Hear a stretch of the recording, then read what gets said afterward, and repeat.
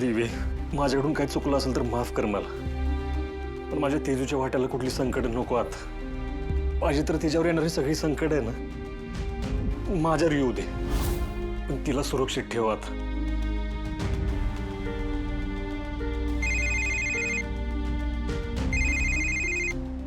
डॅडींचा phone आत्ता? बोला की डॅडी, सगळं ठीक आहे ना? हा सगळं ठीक आहे. पण आमच्या मनात आलं की आमच्या सुनबाई त्यांच्या बाळाच्या सुरक्षेसाठी एक यज्ञ करावा. घरात होम हवन झालं म्हणजे वातावरण कसं अध्यात्मानं एकदम भरून जात. आता मुहूर्त बघितलं तर उद्याच निघाला. तर जावई बापू उद्या सहकुटुंब सहपरिवार या कार्यक्रमाला यायचं. हा फक्त एक अट आहे. कसली अट डॅडी? तुमच्या आईंना उद्याच्या या कार्यक्रमाला काही घेऊन येऊ नका, एवढीच विनंती आहे. हो डॅडी, यात विनंती कसली तवा? हे बघा, तुम्ही नका काळजी करू, तुम्ही म्हणाल तसं होईल सगळं. हं? देवा, अजून किती माझ्या काळजावर वार होणार आहे? अजून किती अपमान सहन करायचा मी? एवढं काय पाप केलंय मी? सूर्याच्या मनात तरी कसं आलं माझ्यामुळं तेजूला? ए म्हातारे!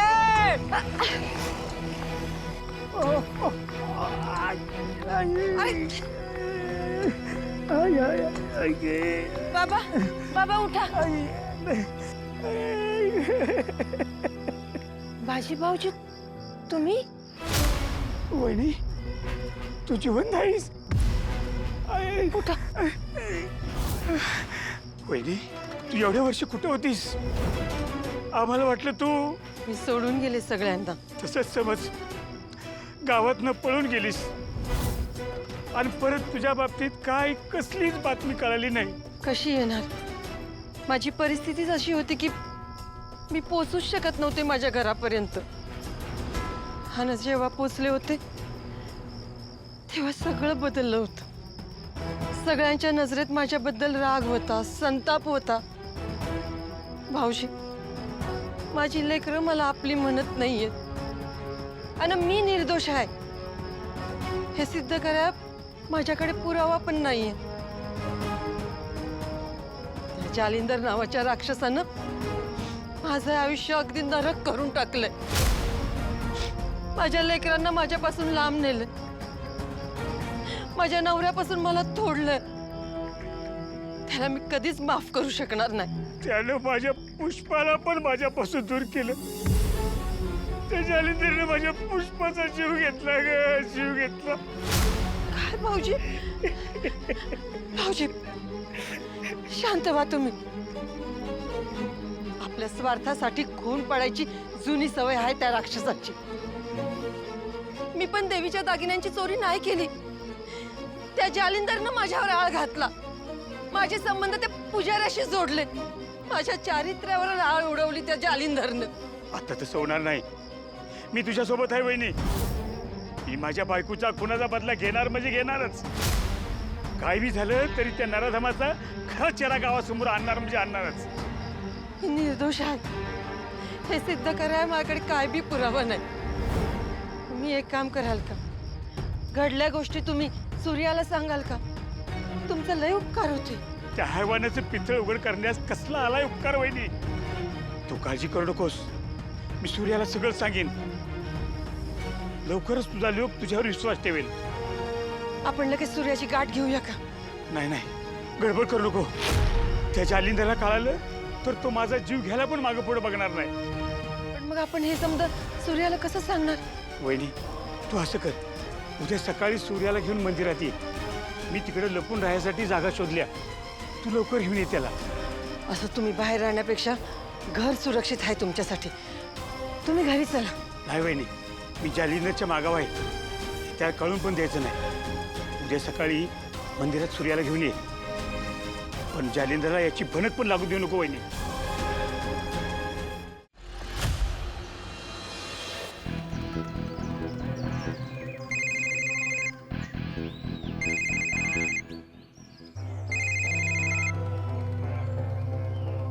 बायको तू घे ओटी बरं, मी आलोच.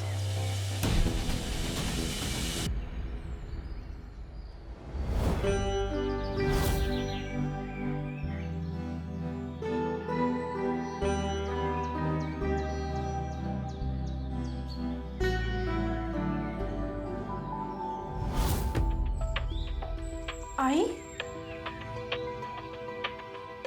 भाऊजी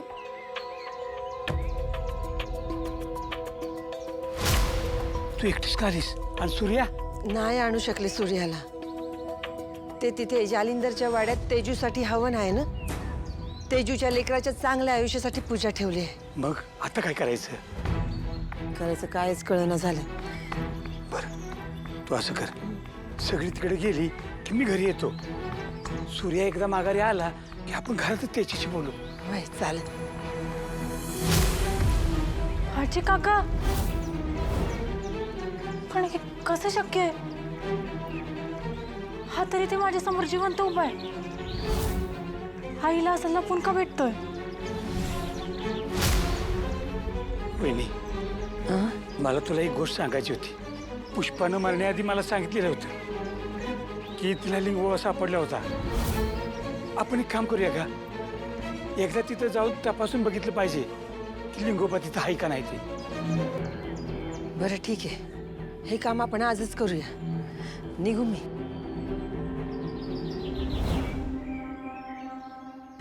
वहिनी, तुम्हाला जायचं ना तेजू अक्काकडे? तू असं इथं काय करते? भागू बघ ना, काल रात्री जेवणाचं ताट दिलं होतं, त्यातलं थोडंफार खाल्लेलं दिसतंय. म्हणजे आई आल्या होत्या, पण मग आता कुठे गेल्या हे कळतच नाहीये ग मला. वहिनी, आपण नको त्या विषयावर बोलायला. दादाला नाही आवडत. आणि तू प्लीज आईचं नाव दादासमोर नको काढू. तेजू अक्काच्या बाळासाठी पूजा ठेवलेली असताना दादाचा मूड खराब नको राहायला. आणि तसं पण तिला ना तिकडं कोणी बोलवलंय ना तिला तिकडे जायची परवानगी. त्यामुळे ती गेली असेल कुठेतरी. तू नको टेन्शन घेऊ. भागू, घरातला माणूस जर दिसत नसेल तर जीव वर खाली होणारच ना ग. तुळजा, तुळजा, आवरलं तुझं? निघायचं? भागू, तुला बरं वाटतंय ना? काहीतरी काम करतो, सगळ्यांना पुढे पाठवतो, मी थांबतो याच्याबरोबर. दादा, मी बरी आहे. तुम्ही जर तिकडे गेला ना तर तेजू अक्काला बरं वाटेल. त्यामुळे तुम्ही जावं बघू तिकडे. तू औषधं घेतलीस का? हो, वहिनीने सकाळचा डोस दिलाय आणि खाण्यापिण्याचं राजूताईने सगळं करून ठेवलंय. आणि आता फक्त भूक लागली ना की जाऊन खायचं.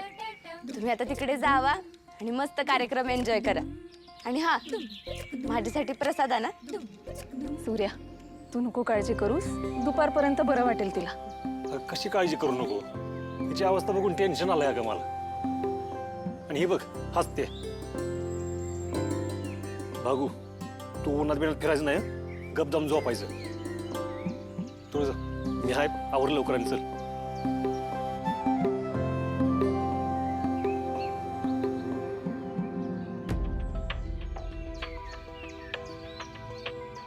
वहिनी, मला माहिती आहे तुला आईची काळजी लागली.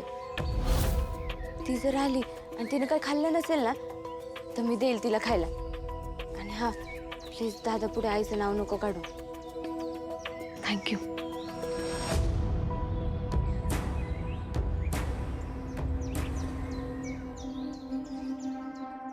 नातवाला आशीर्वाद मिळवण्यासाठी डॅडीने केवढी मोठी पूजा ठेवल्या.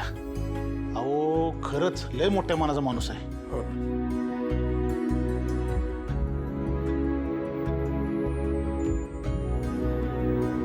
तेजू, बरी आहे ना तू? हो दादा. अरे काय, भाग्या कुठे आहे? तिची जरा तब्येत बरी नाहीये. का, काय झालं? तिला जरा विकनेस आलेला आहे, पण मी गोळ्या दिल्यात ना तिला, त्यामुळे आता बरं वाटेल. बरं बरं, या. पूजेत साहित्य घेऊन या. हो, आणते मी. ये.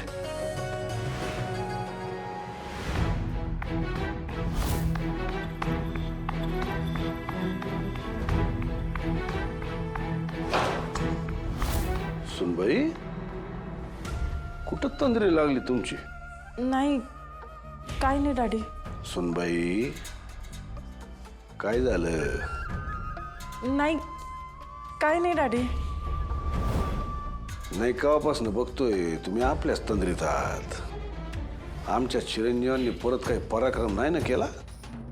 नाही तसं असेल तर आधी आम्हाला सांगा, नाही तर आईन पूजेत जावई बापूंची त्यांची परत खडाजंगी व्हायची.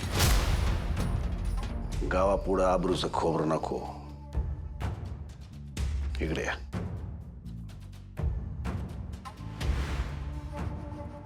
काय झालंय सुनबाई? हो, काय झालं तरी तुम्ही आमच्या लेकीवानी आहात हो. तुमची नाराजी नाही ना चुकत आमच्या नजरेतून. आणि या अशा अवस्थेत तुम्ही नाराज राहणं काय बरोबर नाही. बोल. डॅडी काहीतरी घडणार आहे. आपल्या कुटुंबावर खूप मोठं संकट येणार आहे. असं कोड्यात नका बोलू बुवा. काय ते स्पष्ट सांगा. डॅडी ते मी देवळात गेले होते ना,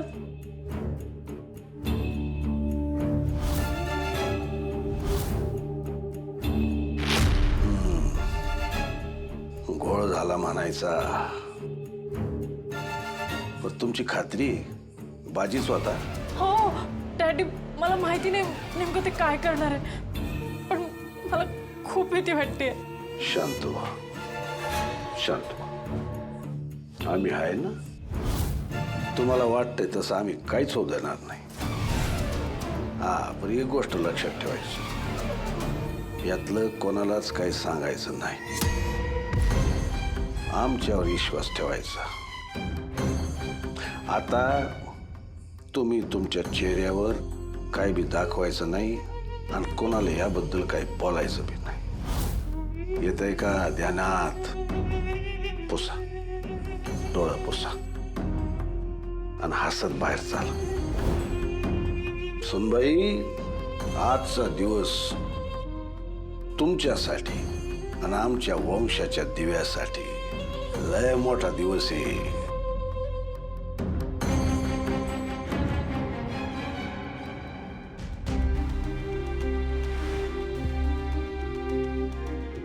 पूजेची तयारी झालेली आहे, यजमानांना बोलवा.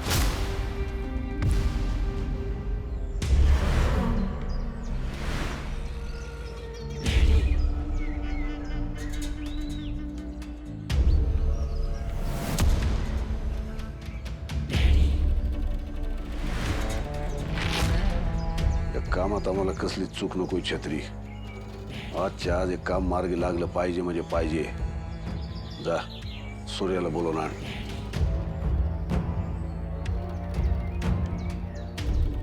डॅडी बोलवलं?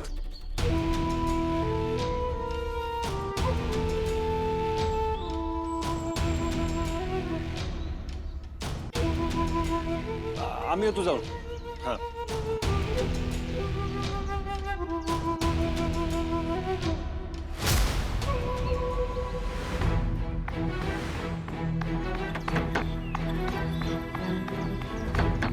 भाऊजी इकडे या. इकडे या. इकडे कशाला बोलवलंस? कसला आवाज येतोय? मी घरात नाही राहत, मागच्या परिसरात राहते. सूर्याने अजून घरात घेतलं नाही ना मला. ते नंतर सांगते, पण ठरल्याप्रमाणे लिंगोबा जागेवर आहे की नाही ते बघून घेऊया. चला.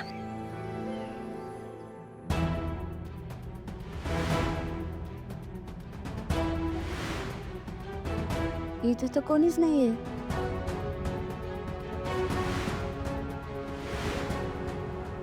वक्रतुंड महाकाय सूर्यकोटि समप्रभ निर्विघ्नं कुरु देव सर्वकार्येषु सर्वदा.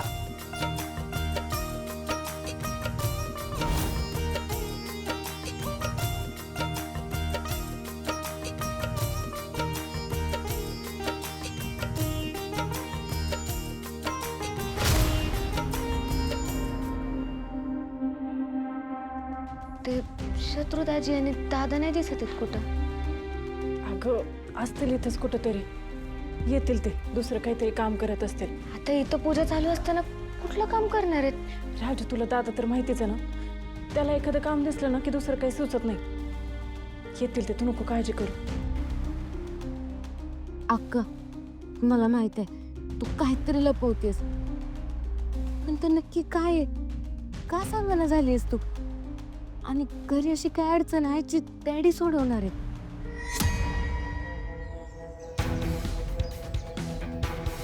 शत्रुपावनं, त्या माणसाने एकदा फोन करून बघा की कुठवर आलं. अहो, अजून आले नाहीत ते. घरी एवढा मोठा कार्यक्रम चालू आहे आणि त्यात आपण इथं. बरोबर नाही ना वाटत. दाजी, तुम्हाला काय वाटतं मी फोन केला नसेल का? हा, लय प्रयत्न केले, त्यांचा फोनच लागा नाही तर.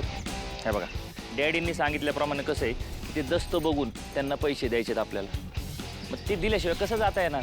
त्यापेक्षा असं करा, तुम्ही थांबा इथं. मी त्यांचा पत्ता घेऊन आहे ना त्यांच्या घरी पोहोचतो. दोघं जायला नको, नाही तर चुकामुक व्हायची परत. नाही नाही, नको नको. तुम्ही का ताण घेता एवढा डोक्याला? हे बघा, आता हिथं यायचं ठरलंय म्हणलं होतं, हिथंच येणार का नाही? आता जसं आपल्याला जमीन पाहिजे तसं त्यांना पैसे पाहिजेलच की. येतील ते. थांबा थोडा वेळ, अजून वाट बघू आपण.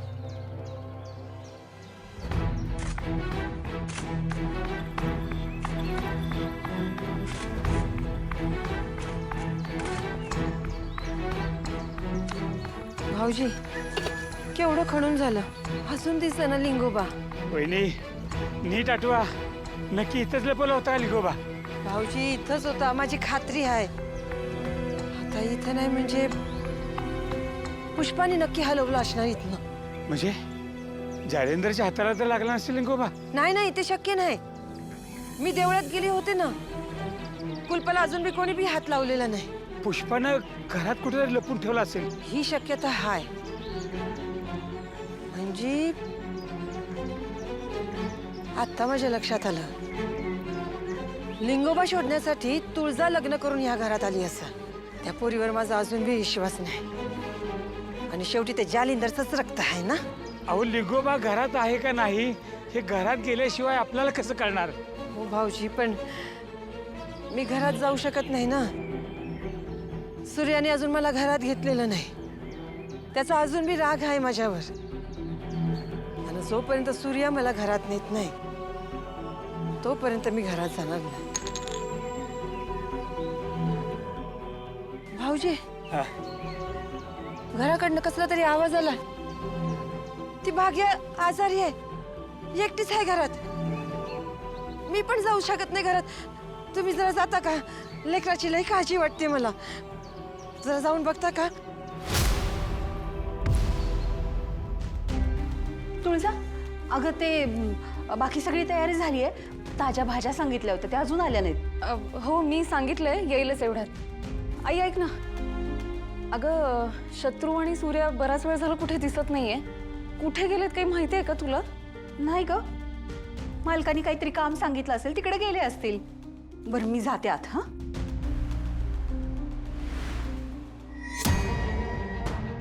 एवढं काय अर्जंट काम आलंय की अगदी पूजा सुरू असताना त्यांना पाठवलंय? नक्कीच काहीतरी शिस्त आहे, पण काय?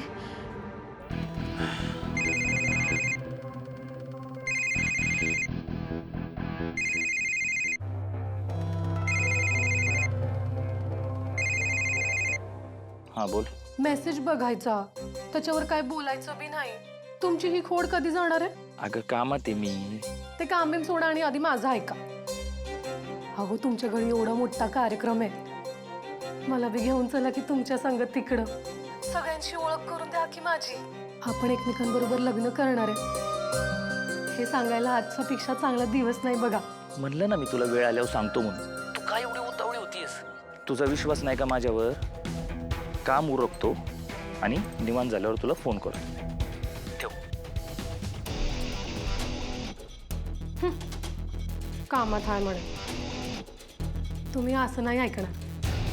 आता बघा मी काय करते ते. कोण आहे ते? कोण आहे?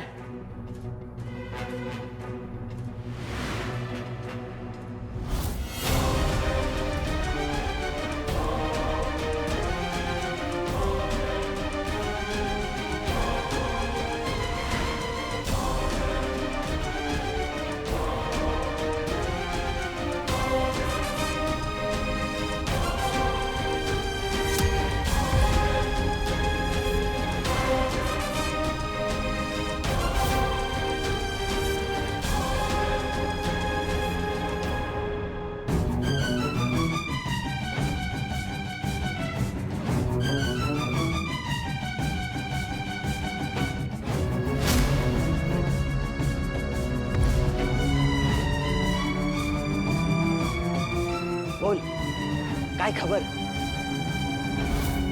घुसले का तुम्ही सूर्याच्या घरात? घुसलो पण ह्यांना ताब्यात घेतलं पण. हा ठीक आहे हे बघा त्या बाईचा विषय आज संपून टाकायचा आहे बर का. काम लवकर करा आणि पटकन निघा. याचा अर्थ आम्ही इकडे आहोत याचा फायदा घेऊन डॅडींनी आईवर मारेकरी घातलेत. आता कळतंय डॅडींनी सूर्याला शत्रूसोबत बाहेर का पाठवलंय ते. यांना हे सगळं करायचं होतं म्हणून पाठवलंय त्यांनी.